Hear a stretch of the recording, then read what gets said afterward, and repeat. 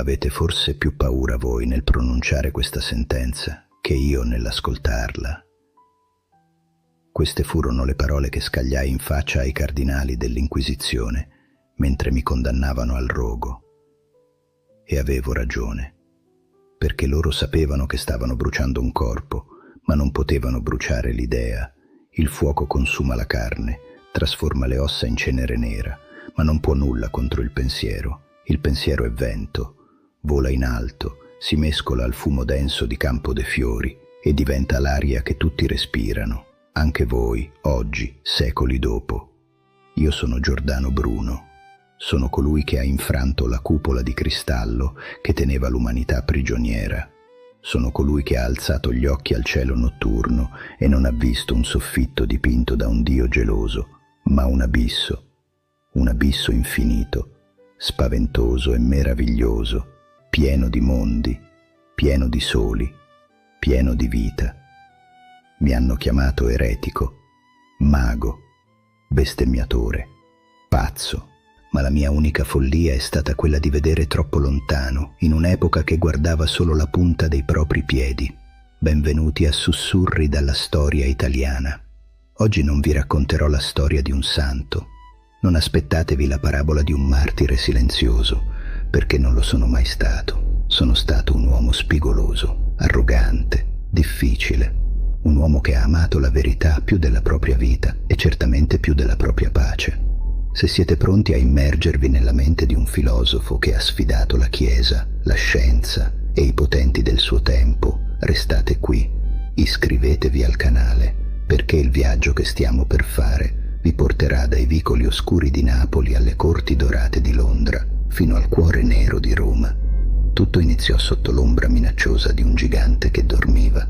Sono nato a Nola, vicino a Napoli, nell'anno del Signore 1548. Mio padre era un soldato, Giovanni Bruno, un uomo d'armi, fedele alla corona spagnola.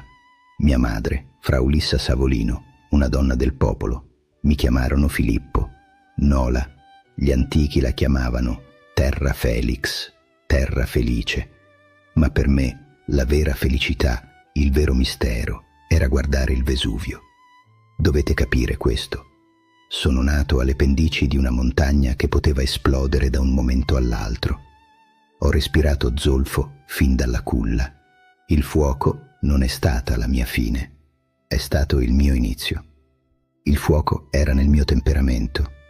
Ero un bambino irrequieto, collerico, solitario. Mentre gli altri giocavano alla guerra, io parlavo con gli alberi. Sentivo che la terra non era un sasso morto, ma un animale vivo. Respirava. Sentivo l'anima mundi, l'anima del mondo, che scorreva in ogni foglia, in ogni pietra, in ogni stella. E poi c'era la mia memoria, una memoria che spaventava i miei maestri. Ricordavo tutto, ogni parola letta, ogni immagine vista, ogni sfumatura di colore. La mia mente non era un magazzino passivo, era un teatro vivente. Costruivo palazzi invisibili nella mia testa e ci mettevo dentro il sapere del mondo, ordinato in stanze segrete che solo io potevo aprire. A 14 anni il destino, o forse la necessità di studiare senza avere denari, mi portò a Napoli. Napoli, un carnaio di nobili spagnoli, poveracci, santi e puttane. Una città dove la bellezza conviveva con l'orrore e dove il sangue di San Gennaro si scioglieva mentre la gente moriva di fame. Entrai nel convento di San Domenico Maggiore, lo stesso convento austero dove, secoli prima, aveva insegnato Tommaso d'Aquino. Lì presi l'abito domenicano. Lì il giovane Filippo morì e nacque Fra Giordano. I domenicani li chiamavano i Dominicanes, i cani del Signore, i guardiani dell'ortodossia, i cacciatori di eretici, e io ero il cane rabbioso che mordeva la mano del padrone. Non ero un frate come gli altri. Mentre i miei confratelli pregavano meccanicamente e ingrassavano nei refettori, io divoravo libri, e non solo quelli permessi. La biblioteca del convento era il mio vero santuario. Lì, di notte, alla luce di candele rubate, leggevo. Leggevo Erasmo da Rotterdam, i cui libri erano all'indice, proibiti sotto pena di peccato mortale. Leggevo i testi ermetici, la magia egizia, la cabala ebraica. Sentivo che la Chiesa ci stava mentendo. Ci dicevano che la terra era al centro di tutto, immobile, pesante, chiusa dentro sfere di cristallo concentriche, con Dio seduto sopra l'ultima sfera, come un vecchio burattinaio che muove i fili e ci osserva dall'alto. Che prigione soffocante, che Dio piccolo. Io leggevo Niccolò Copernico, che aveva avuto il coraggio di mettere il sole al centro. Ma Copernico era timido, era un matematico, non un filosofo. Si preoccupava dei calcoli, delle orbite, non delle conseguenze. Io andai oltre. Chiusi gli occhi e, nella mia mente, ruppi le sfere di cristallo. Sentii il vetro del cielo andare in frantumi. Vidi le stelle non come punti luminosi incastonati in un soffitto finto, ma come altri soli, soli immensi, potenti come il nostro, e attorno a quei soli altri pianeti, altre terre, e su quelle terre altri esseri viventi, altri uomini, altre bestie. Capite la vertigine? Se Dio è infinito, perché avrebbe dovuto creare un mondo finito? Un Dio infinito crea un universo infinito. Non c'è alto o basso, non c'è centro, non c'è periferia. Roma non è il centro del mondo, la Terra non è il centro dell'universo. Noi non siamo speciali, siamo solo una scintilla in un incendio eterno che non ha confini. Ma non potevo tenere queste idee per me. L'arroganza, vedete, è sempre stata il mio vizio capitale e forse la mia virtù.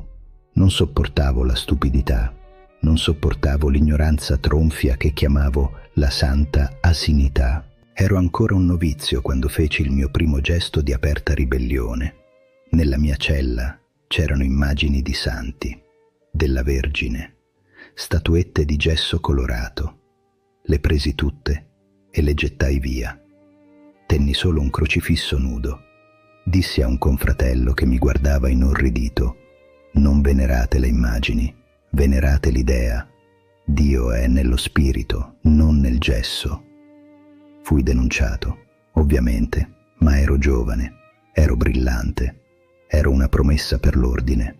Mi perdonarono, o meglio, chiusero un occhio perché la mia memoria prodigiosa serviva.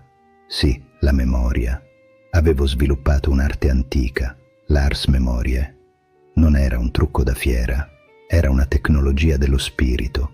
Immaginavo ruote concentriche, piene di simboli zodiacali, lettere, immagini magiche. Facendo girare queste ruote nella mia mente, potevo combinare ogni concetto, ogni parola, ogni segreto della natura. Credevo che se avessi potuto contenere tutte le ombre dell'universo nella mia testa, sarei diventato io stesso divino, un mago capace di manipolare la realtà. Fui ordinato sacerdote nel 1572. Cantai la mia prima messa, ma il fuoco covava sotto la cenere e stava per divampare. Nel 1576, l'anno della svolta, scoppiò la tempesta. Ero a Napoli. Avevo 28 anni. Qualcuno trovò, nascosti nella latrina del convento, sì, il luogo più immondo per nascondere i tesori più preziosi, i miei libri proibiti di Erasmo. Erano pieni delle mie annotazioni a margine. Fui accusato di eresia, di nuovo, ma questa volta non si trattava di statuette buttate via. Si trattava di dubitare della Trinità, di dire che Cristo forse non era Dio, ma un grande mago che operava per il bene. L'Inquisizione locale iniziò a preparare il processo. Sapevo cosa significava. Avevo visto altri bruciare. Avevo visto le segrete dove l'umidità ti mangia le ossa prima ancora del boia. Non aspettai che venissero a prendermi. Una notte presi la decisione più difficile della mia vita. Mi tosi l'abito, smisi di essere Fra Giordano il Domenicano e divenni Giordano il Fuggiasco. Scappai da Napoli a piedi verso Roma. Credevo che Roma, la città del Papa, fosse più aperta, più tollerante. Che sciocco che ero. A Roma scoprii che ero stato accusato anche di un omicidio avvenuto anni prima nel convento. Un fatto confuso, ma che bastava per farmi arrestare e torturare. E così capii che l'Italia non era più casa mia. L'Italia era una madre che divorava i suoi figli pensanti. Iniziò così il mio pellegrinaggio, la mia odissea. 16 anni senza fissa dimora. Immaginate cosa vuol dire camminare attraverso l'Europa del XVI secolo, strade polverose infestate dai briganti, passi alpini gelidi dove la neve ti arriva alla vita. Dovetti imparare a sopravvivere. A Noli, in Liguria, insegnai grammatica ai bambini per un pezzo di pane. Io, che avevo l'infinito nella testa, insegnavo l'alfabeto ai mocciosi e lo facevo con dignità.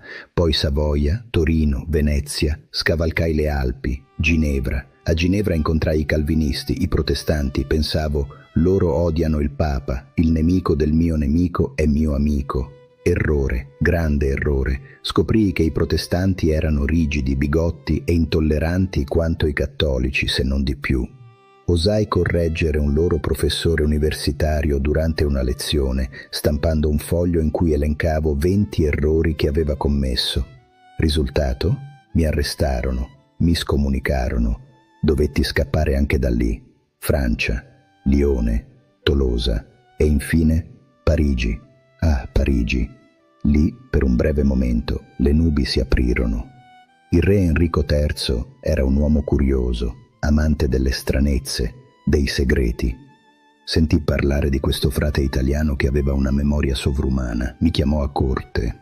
Mi chiese: Giordano, la tua memoria è magia nera o arte naturale? Io lo guardai negli occhi e risposi: Sire, la natura è magia divina e io ne sono l'interprete. Gli dedicai il mio libro De Umbris Idearum, le ombre delle idee. Il re mi nominò lettore straordinario. Insegnavo alla Sorbona. In quegli anni parigini mi sentivo invincibile. Pubblicavo, insegnavo, venivo rispettato, ma il mio demone interiore non mi permetteva di stare fermo. La quiete mi annoiava e l'universo infinito che avevo nella testa premeva per uscire, per essere gridato al mondo intero. Dovevo andare dove la battaglia era più dura, dove la scienza stava nascendo. Dovevo andare in Inghilterra, nella terra della regina Elisabetta. Lì, pensavo, avrei trovato orecchie pronte per la mia filosofia. Non sapevo che stavo andando incontro all'apice del mio genio e all'inizio della mia rovina. Ma di questo, amici miei, della cena delle ceneri, degli insulti ai professori di Oxford e di come la nostalgia dell'Italia mi abbia tradito, di questo vi parlerò tra poco. State ascoltando il respiro di un uomo in fuga. Sentite il battito accelerato di chi sa di avere i segugi alle calcagna, ma non riesce a smettere di guardare le stelle? Bene, perché il viaggio è appena cominciato e la strada verso Campo de' Fiori è ancora lunga. Arrivai a Londra nella primavera del 1583. L'aria era diversa lì, puzzava di carbone fossile e di pioggia, ma per me aveva il profumo della libertà. L'ambasciatore di Francia, Michel de Castelnau, un uomo colto, gentile e immensamente paziente, mi accolse nella sua casa. Mi diede protezione. Per 2 anni Londra fu il mio palcoscenico e il mio campo di battaglia. La regina Elisabetta I, ah, che donna! I cattolici la chiamavano la bastarda, l'eretica. Il Papa l'aveva scomunicata. Ma io la chiamavo divina, non perché credessi nella sua religione. Per me tutte le religioni erano solo metodi politici per tenere a bada i popoli rozzi, ma la ammiravo perché aveva una mente affilata come una spada. Lei capiva che il mondo stava cambiando. Mi permise di scrivere, di parlare, e io parlai e scrissi. Fu a Londra che pubblicai i miei dialoghi italiani più famosi, La cena delle ceneri, della causa, principio e tuno, dell'infinito universo e mondi. Scrivevo in italiano, la lingua di Dante, non nel latino dei preti, perché volevo che tutti capissero, volevo che la filosofia scendesse dalle cattedre impolverate e camminasse per strada nel fango, tra la gente viva. Raccontai di quella famosa cena, la cena delle ceneri, avvenuta la sera del mercoledì delle ceneri. Fui invitato a casa di un nobile inglese per discutere di Copernico. Ricordo il viaggio in barca sul Tamigi, al buio, nel fango. Ricordo l'arroganza dei dottori inglesi che mi accolsero, mi guardavano dall'alto in basso perché ero piccolo, scuro di pelle, italiano. Oxford, il tempio del sapere inglese. Mi aspettavo di trovare giganti del pensiero. Trovai dei nani vestiti di velluto e pelliccia. Mi invitarono a un dibattito ufficiale. L'aula era piena, l'atmosfera elettrica. Io salii sul pulpito. Mi sentivo un leone in una gabbia di scimmie. Iniziai a esporre la mia visione. Non solo la terra che si muove attorno al sole, che già per loro era una follia, ma andai oltre. Dissi che le stelle sono altri soli, che lo spazio non finisce mai, che Dio non è un re seduto su un trono sopra le nuvole, ma è la forza che anima ogni atomo, ogni fiore, ogni pietra. Loro risero, mi interruppero. Uno di loro, un dottore pomposo che citava Aristotele come se fosse la Bibbia, mi accusò di aver copiato le mie idee da Marsilio Ficino, un neoplatonico. Mi disse: guardate costui, vuole rovesciare la fisica di 2000 anni. Li chiamai pedanti, li chiamai sanguisughe della ragione.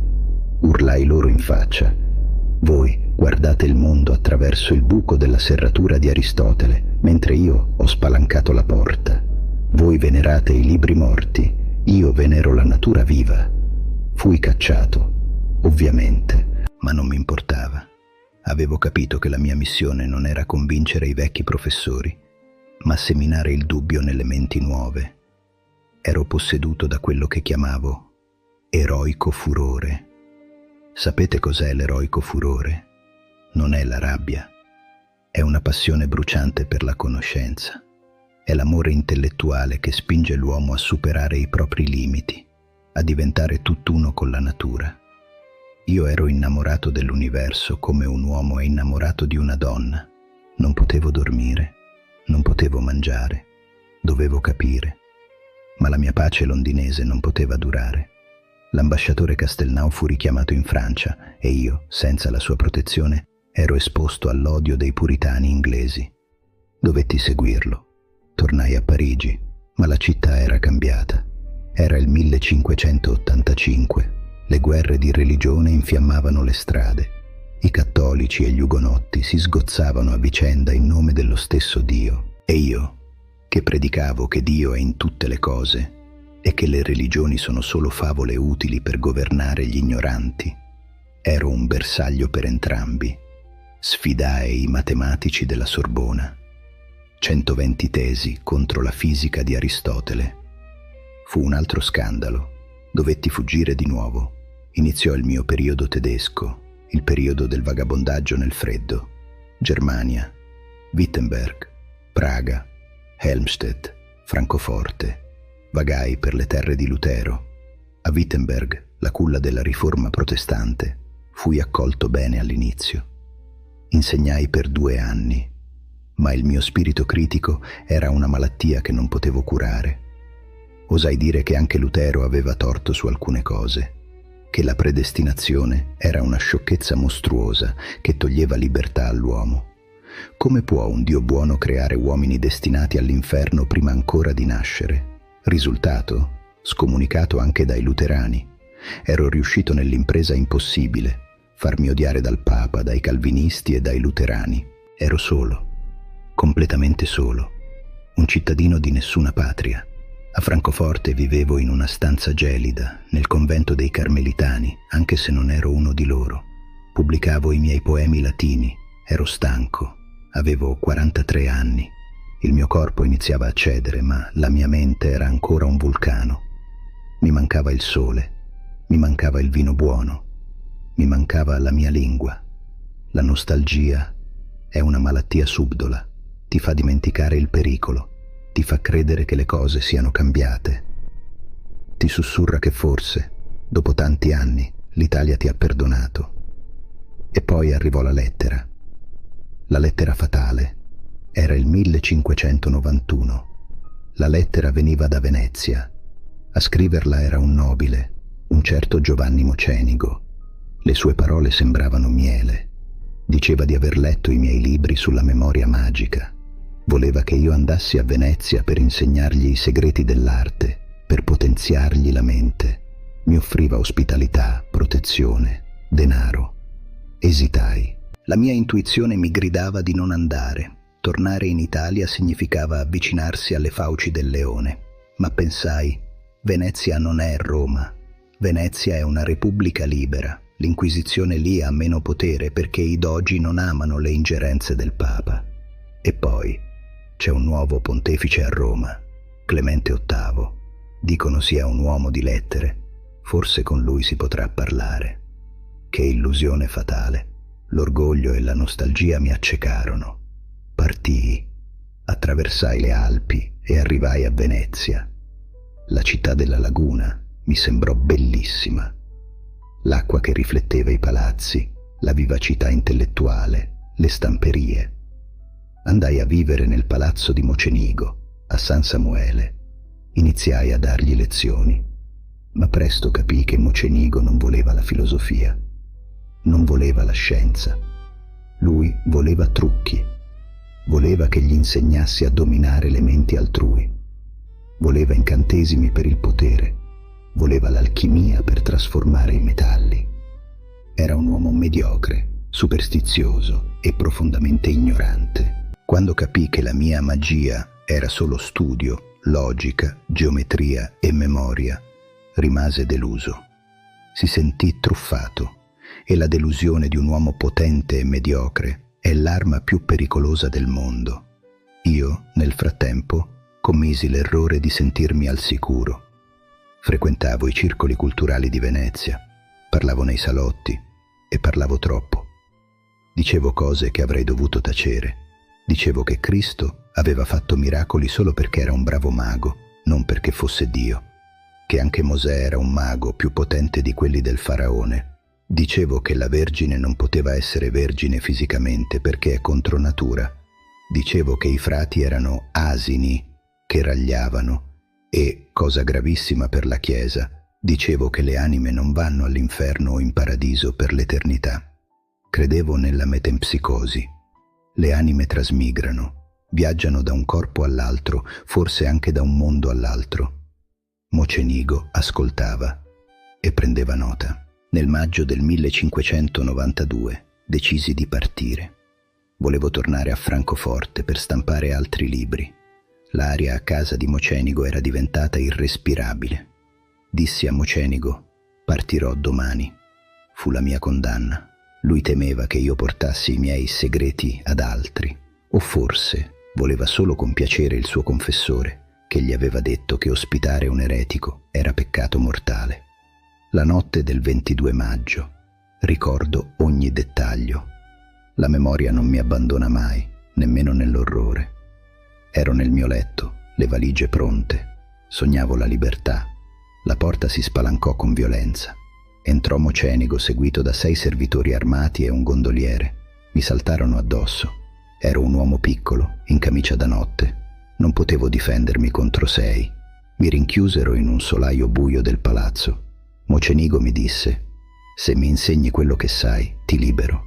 Io rifiutai. Non avevo segreti da vendere a un traditore. Il giorno dopo arrivarono le guardie dell'Inquisizione veneziana. Fui trascinato via in gondola verso le carceri di Sant'Uffizio. Iniziò il primo processo, quello veneziano. All'inizio ero fiducioso. Pensavo di potermela cavare con la dialettica, come avevo sempre fatto. Davanti ai giudici veneziani usai una strategia difensiva. Dissi che le mie erano tesi filosofiche, non teologiche. Io parlo secondo la ragione naturale, non contro la fede, dicevo. Come filosofo posso dubitare, come cristiano credo.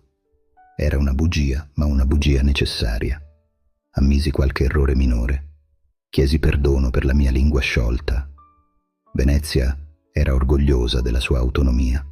Non amava consegnare i suoi prigionieri a Roma. Per mesi credetti di potercela fare. Pensavo che mi avrebbero condannato a qualche penitenza, all'abbiura pubblica, e poi sarei stato libero.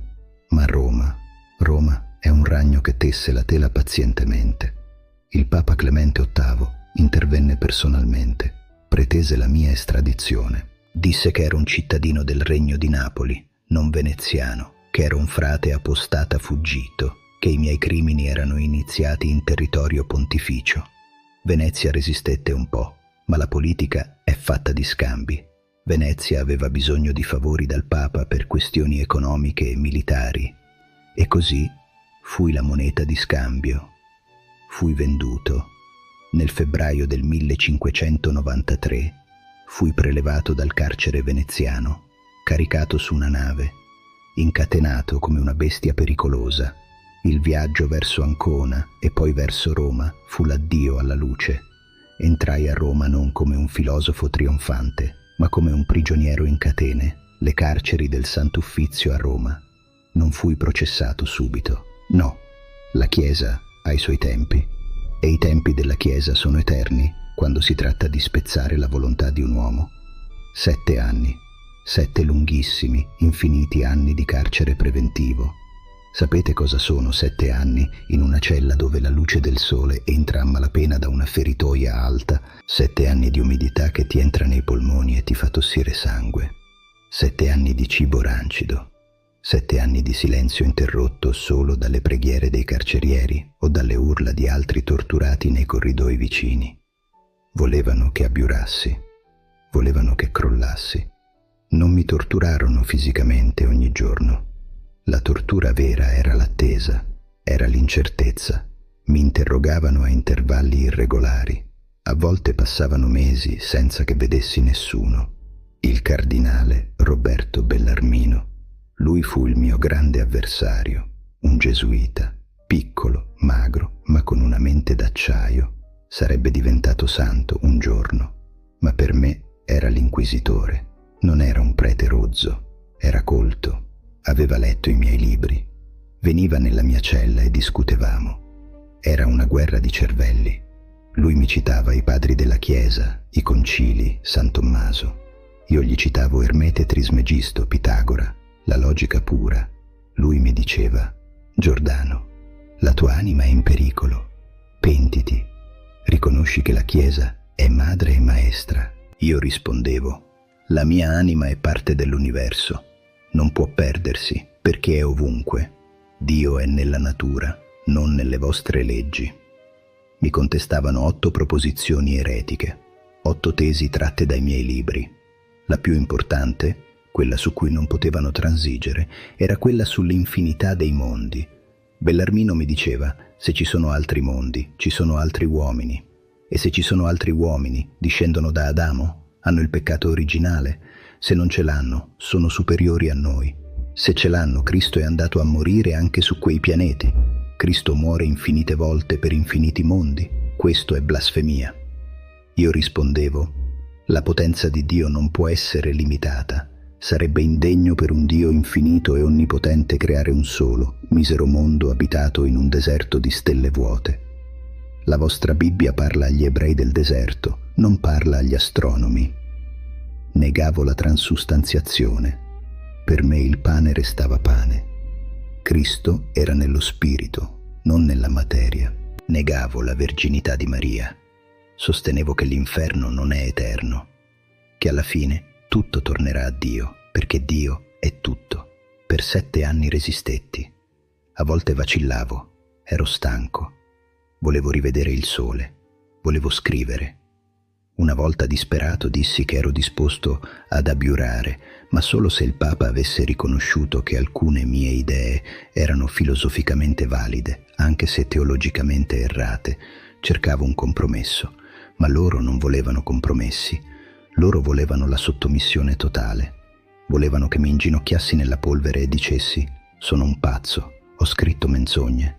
Ma io non potevo, non era orgoglio. O forse sì. L'orgoglio dei Bruno era leggendario. ma era soprattutto onestà intellettuale. Come potevo negare ciò che vedevo chiaramente con gli occhi della mente? Dire che la terra è ferma sarebbe stato come dire che io non esisto. La verità non si negozia, non si vende per un piatto di minestra o per la libertà del corpo. Il 21 dicembre del 1599 fui portato davanti ai cardinali per l'ultima volta. Mi chiesero: "Abiuri?" Io rimasi in silenzio per un istante. Pensai ai miei libri bruciati.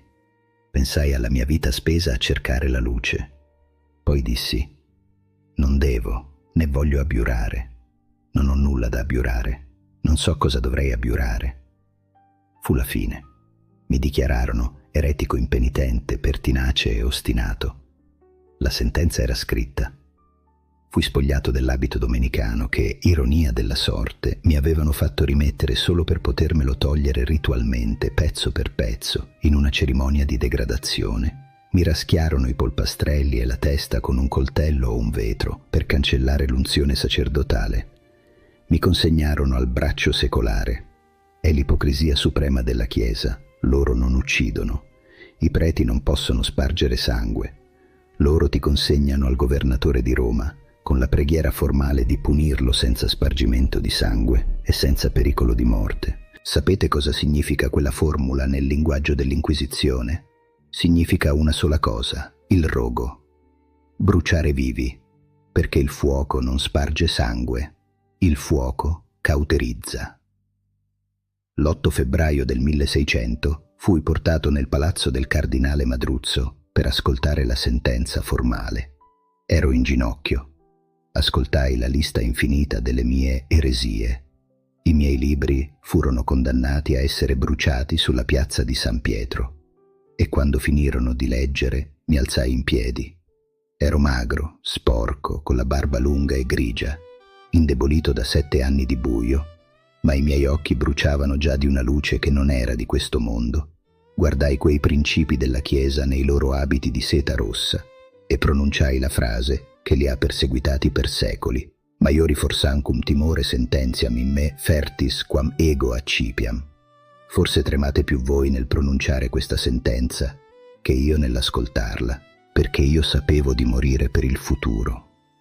Loro sapevano di uccidere per mantenere vivo un passato che stava morendo. Loro avevano paura della mia idea. Io avevo solo paura del dolore fisico, ma la mia anima era già libera.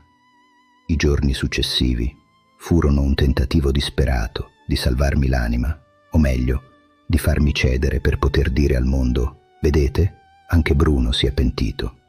Mandarono frati, confessori, teologi nella mia cella.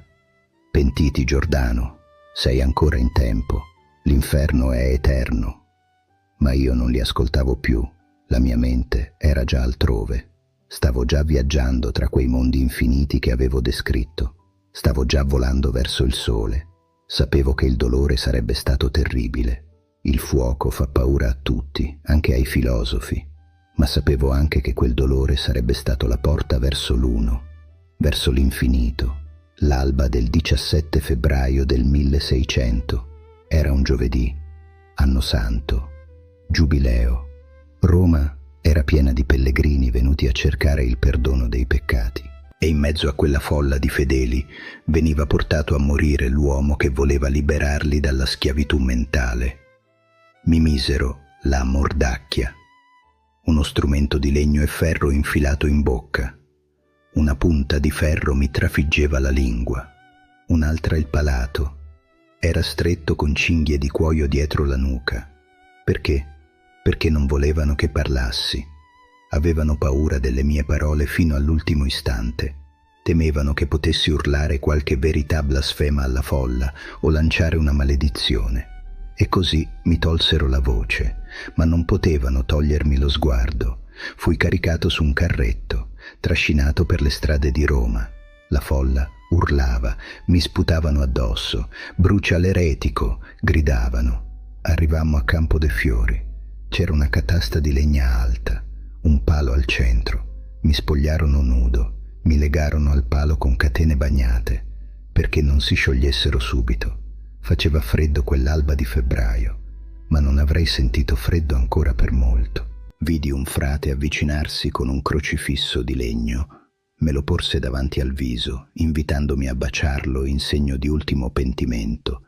Io girai la testa dall'altra parte, non per disprezzo di Cristo, ma per disprezzo di quel crocifisso, brandito come un'arma da chi mi stava uccidendo. Non volevo il loro perdono, volevo la mia giustizia. Il boia accese la torcia e poi arrivò il calore, prima alle gambe, poi salì. Il fumo iniziò a soffocarmi. La mordacchia mi impediva di urlare, ma il mio corpo urlava per me. In quegli ultimi istanti, mentre la carne si staccava dalle ossa, non pensai al dolore. O forse sì, il dolore era tutto ciò che c'era, ma al centro del dolore c'era una luce. Pensai che stavo tornando alla materia dell'universo, che i miei atomi si sarebbero mescolati all'aria, al fuoco, alla terra. Pensai, io muoio oggi, ma la mia idea vivrà per sempre. E poi il buio, e dopo il buio, l'infinito. Ben ritrovati, amici del futuro. Il fumo di Campo de' Fiori si è diradato da secoli. Il dolore della carne è svanito, ma io sono ancora qui, le ceneri. Alla fine, quel 17 febbraio del 1600, rimasero solo le ceneri. Il boia e i suoi aiutanti raccolsero ciò che restava del mio corpo. Poca cosa, qualche osso carbonizzato, polvere grigia mescolata alla fuliggine della legna. Portarono tutto sulle rive del Tevere e lo gettarono nell'acqua. Credevano di cancellarmi, credevano che disperdendo i miei resti avrebbero disperso anche il mio pensiero, che non ci sarebbe stata una tomba su cui piangere, un luogo dove i miei discepoli potessero riunirsi. Poveri sciocchi. Non capivano che gettandomi nel fiume mi stavano regalando il mondo. Il Tevere sfocia nel mare e il mare tocca tutte le rive della terra. Diventando acqua e polvere, sono tornato a essere parte di quel tutto infinito che avevo celebrato per tutta la vita. Sono diventato la pioggia che cade sui vostri tetti, il vento che scuote le vostre finestre, l'atomo che compone il vostro corpo. Per secoli la Chiesa ha cercato di far calare il silenzio su di me. Il mio nome era impronunciabile. I miei libri furono bruciati, nascosti, messi all'indice. Chiunque osasse citare Giordano Bruno rischiava la stessa fine. Ma il pensiero è come l'acqua. Trova sempre una fessura dove passare. Galileo Galilei. Lui aveva un cannocchiale. Io avevo solo la mia mente. Lui vide con gli occhi ciò che io avevo visto con l'intelletto. Lui abiurò per salvarsi la vita. Io non lo giudico. Ognuno ha il suo ruolo. Lui doveva sopravvivere per scrivere la scienza. Io dovevo morire per consacrare la libertà. E poi Spinoza, Leibniz, i grandi filosofi moderni. Tutti hanno bevuto alla mia fonte, anche se spesso di nascosto. E poi è arrivato il 1889. Quasi 300 anni dopo il mio rogo. L'Italia era unita. Roma non era più del Papa. E un gruppo di studenti universitari, di massoni, di liberi pensatori decise che era tempo di riportarmi a casa. Decisero di erigere una statua, lì, proprio lì, in Campo de' Fiori, nel punto esatto dove era stato piantato il palo. Il Vaticano urlò. Il Papa Leone XIII minacciò di lasciare Roma se quella statua fosse stata inaugurata. Disse che era il trionfo del diavolo, ma la statua fu fatta. Lo scultore, Ettore Ferrari, mi ha ritratto come sono ora. Guardate quella statua, se passate per Roma. Non ho il volto sereno di un santo. Ho il volto scuro, pensieroso, coperto dal cappuccio. Ho un libro tra le mani, stretto forte. E il mio sguardo, avete notato dove guarda? Non guardo il cielo, non guardo la gente del mercato, guardo verso il Vaticano. È uno sguardo di sfida eterna. Sono lì, immobile, a ricordare loro che hanno fallito, che il fuoco non ha vinto. Oggi voi vivete nel mondo che io avevo immaginato. Voi sapete che la terra non è ferma. Voi sapete che il Sole è una stella tra miliardi di stelle. Voi avete costruito macchine che chiamate telescopi spaziali, capaci di vedere quei mondi infiniti di cui io parlavo. Avete scoperto pianeti attorno ad altri soli. Avete confermato che la materia è fatta di atomi, che la vita è evoluzione, che tutto è connesso. La vostra scienza mi ha dato ragione su quasi tutto. Siete i figli di Giordano Bruno. Eppure vi guardo e non sono tranquillo. Vi ho lasciato l'universo infinito, ma voi sembrate averlo dimenticato. Avete sostituito le sfere di cristallo di Aristotele con altre prigioni. Siete prigionieri dei vostri piccoli schermi luminosi. Siete connessi con tutti, ma non siete uniti a nessuno. Io parlavo di vinculum amoris, il vincolo d'amore che lega tutte le cose. Voi avete la rete, ma avete perso il legame. E la cosa che più mi spaventa è la vostra mordacchia. Sì, la mordacchia. A me misero un chiodo nella lingua per non farmi parlare. Era ferro, faceva male, ma era visibile. Oggi la mordacchia è invisibile. È la paura di dire ciò che si pensa. È la paura di essere diversi dalla massa. È il conformismo. Vedo che avete paura di essere eretici. Eretico in greco significa solo colui che sceglie, colui che fa una scelta diversa dagli altri. Oggi chi osa pensare diversamente viene isolato, deriso, cancellato. Non ci sono più i roghi di legna, è vero, ma ci sono i roghi mediatici, i roghi sociali. Avete barattato la ricerca della verità con la ricerca del consenso. Cercate i mi piace, non cercate il vero. E questo, amici miei, è un carcere peggiore di quello del Sant'Uffizio, perché in quella cella, almeno, io ero libero dentro. Voi siete schiavi, fuori e dentro. Vi lascio con un invito, anzi con un ordine. Siate eretici. Non accontentatevi delle risposte facili. Non credete a qualcosa solo perché lo dicono tutti, o perché lo dice la televisione, o perché lo dice l'algoritmo. Dubitate, sempre. Il dubbio è l'inizio della sapienza. Cercate l'infinito dentro di voi. Non siete macchine biologiche fatte per produrre e consumare. Siete specchi dell'universo. Dentro di voi c'è la stessa potenza che accende le stelle. Sentite l'eroico furore, quella fame insaziabile di conoscenza, di bellezza, di giustizia. Non vivete una vita tiepida, meglio una morte degna che una vita servile. Io ho preferito bruciare in un attimo di dolore assoluto piuttosto che vivere 30 anni in ginocchio, chiedendo scusa per aver avuto ragione. Se passate per Campo de' Fiori, tra i banchi di frutta e i turisti che bevono birra, fermatevi un istante sotto la mia statua. Non fatemi una foto, non serve. Guardatemi negli occhi di bronzo e promettetemi che non vi farete mai mettere la mordacchia. Promettetemi che userete la vostra voce, anche se trema, anche se siete soli contro 6 servitori armati, anche se il mondo intero vi dice che avete torto. La verità è l'unica cosa che conta. E la verità, alla fine, vince sempre sul fuoco. Il mio tempo con voi è finito. Le fiamme del 1600 si sono spente da tempo, ma il fuoco che ho dentro non si spegne mai. Torno nel tutto. Torno nell'aria che respirate. Spero che questo viaggio nella mia mente vi abbia scosso. Spero che vi abbia dato fastidio, perché la filosofia deve dare fastidio, deve svegliare chi dorme. Se avete sentito la scintilla, se avete percepito l'odore del fumo e la vertigine dell'infinito, vi chiedo di non lasciarmi solo. Iscrivetevi a Sussurri dalla Storia Italiana. Condividete questa storia. Fate sapere che Giordano Bruno parla ancora. E ora il Tribunale della Storia è aperto. Chi volete chiamare al banco dei testimoni nel prossimo racconto? Ci sono tante anime che aspettano nel limbo.